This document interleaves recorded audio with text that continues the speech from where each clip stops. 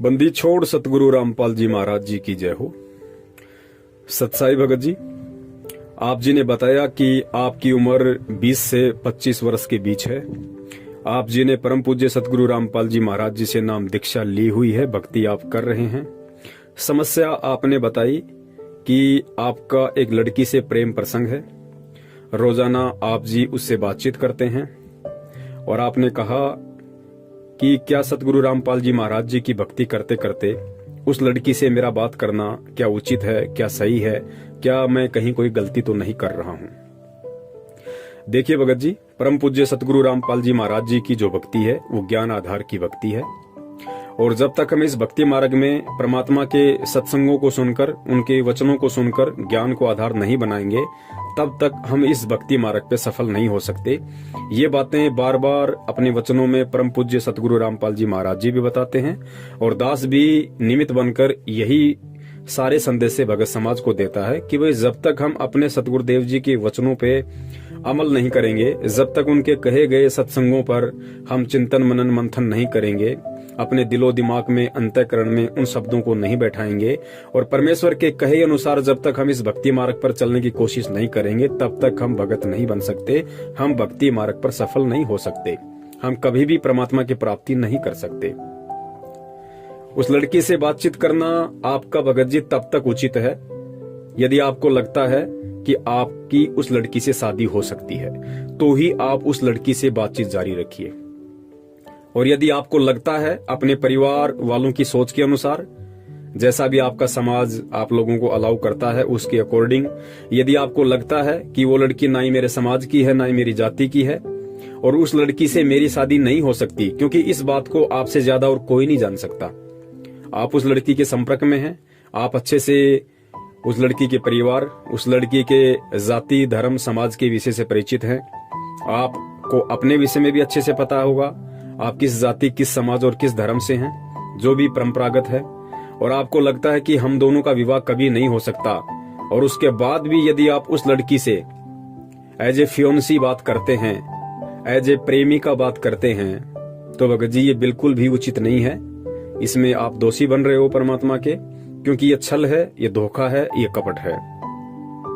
और गुरुदेव ने बताया कि आध्यात्मिक मार्ग में यदि आपके माता पिता भी आपके बाधक बनते हैं तो आप उनका भी कहना मत मानिए, क्योंकि आत्म कल्याण का मार्ग है। हो सकता है आपकी समझ में आ गया हो, आपके माता पिता की समझ में ना आया हो। तो आध्यात्मिक मार्ग में हम कोई भी डिसीजन बिना माता पिता की सहमति के ले सकते हैं, यदि वो सहमत ना हो तो। लेकिन गुरुदेव ने बताया कि जो सामाजिक जो भी कार्य हैं उनमें आप जी अपने माता पिता की अनुमति अवश्य लें, उनकी रजामंदी अवश्य होनी चाहिए, आपको उनसे सलाह अवश्य लेनी चाहिए। तो आप एक बार कोशिश कर सकते हैं अपने माता पिता से ये बात कहकर, और यदि आपके माता पिता इसके लिए राजी होते हैं तो आप उनसे कहिएगा कि आप लड़की वालों के यहाँ जाइए, आप उनसे भी बातचीत कीजिए। आपके माता पिता वहां जाते हैं और यदि वो भी राजी हो जाते हैं तो फिर आप लोगों का सामान्य तरीके से बातचीत करने में कोई दोष नहीं है। और यदि लड़की वाले राजी ना हो या आपके परिवार वाले राजी ना हो, तो जाहिर सी बात है माता पिता के आदेश की अवज्ञा करके आप यदि शादी भी कर लोगे तो ना तो उसको परमात्मा स्वीकार करेगा और आपकी अंतरात्मा भी आपको हमेशा कोसती रहेगी। तो ऐसी स्थिति में फिर आपको उस लड़की से बातचीत करना बिल्कुल बंद कर देना चाहिए और आपको उस लड़की को समझा देना चाहिए कि देखिए आपकी और हमारी शादी नहीं हो सकती है, और जब शादी ही नहीं हो सकती है तो फिर आपका और मेरा इस तरीके से बातचीत करना एक तरीके से गलत है और मेरी आत्मा इसको स्वीकार नहीं करती है, क्योंकि मैंने परम पूज्य सतगुरु रामपाल जी महाराज जी से नाम दीक्षा ले रखी है और मेरे गुरु के ये आदेश हैं। और वैसे भी एक कॉमन सेंस की बात है, यदि आपकी और मेरी शादी हो ही नहीं सकती तो आपके और मेरे बीच में यदि बातचीत होती है तो उस रिश्ते को परमात्मा भी मंजूर नहीं करेगा। तो आप उस लड़की से बात करके आप उसको समझा सकते हैं।